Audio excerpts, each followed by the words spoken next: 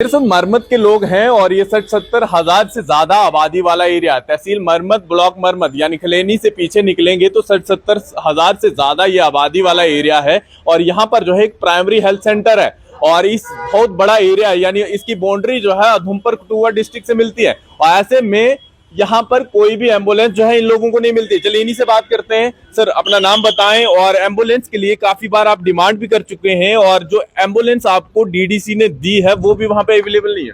मेरा नाम अजमल हुसैन है। मैं मरमत पंचायत मरमत ब्लॉक मरमत और पंचायत रोड ए में रहता हूँ। हमने कई बार गवर्नमेंट से अपील की, गुजारिश की, प्रोटेस्ट किया कि हमारी जो एम्बुलेंस गोहा मरमत की है, एक तो 108 वाली एम्बुलेंस वहाँ पर मौजूद होती है, आज वो भी नहीं है।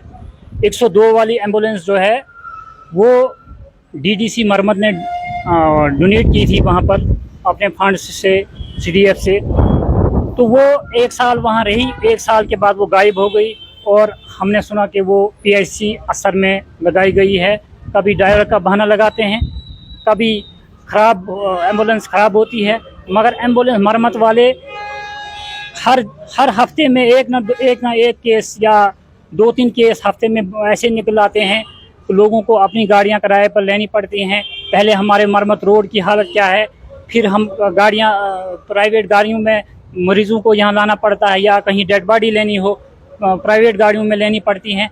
हमारी जो एम्बुलेंस मरम्मत की है, मैं गुजारिश करता हूँ सीएमओ साहब से, डीसी साहब से कि जो हमारी मरम्मत की एम्बुलेंस है उसको फौरी तौर पर वापस किया जाए और हमारे मरम्मत पीआईसी गोहा में रहनी चाहिए। सर, अपना नाम बताएं। जी, मेरा नाम सदाम हुसैन है। सदाम, इतना बड़ा एरिया है आपका मरमत और उस एरिया में जो है एम्बुलेंस तक नहीं है।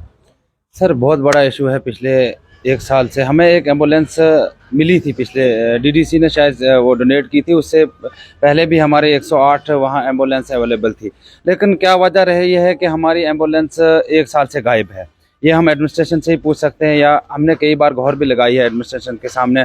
मैं बजाते खुद सीएमओ ऑफिस में 1-2 बार गया हूँ। सीएमओ साहब बोलते हैं जी हमारी आपकी एम्बुलेंस ख़राब हो चुकी है, लेकिन अभी 1 साल से वो ठीक नहीं हो रही है।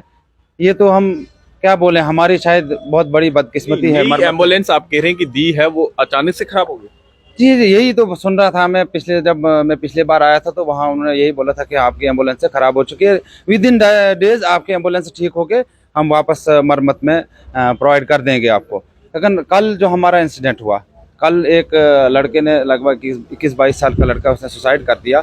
रात के 12 बजे हमने फ़ोन किया कि हमें एम्बुलेंस की ज़रूरत है, लेकिन उन्होंने साफ तौर पर इनकार किया कि आपको एम्बुलेंस नहीं मिल सकती है, हम डेड बॉडीज़ के लिए एम्बुलेंस प्रोवाइड नहीं कर सकते हैं।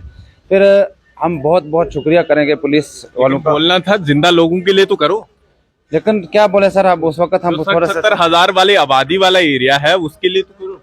ये तो सर हमने नहीं बोला, लेकिन हम पुलिस का बहुत बहुत शुक्रिया करते हैं। इन्होंने रात को हमारी बहुत मदद की है। यहाँ उन्होंने डोडा से गाड़ी मंगाई अपनी और रात को हमें यहाँ पर डेड बॉडी को शिफ्ट किया।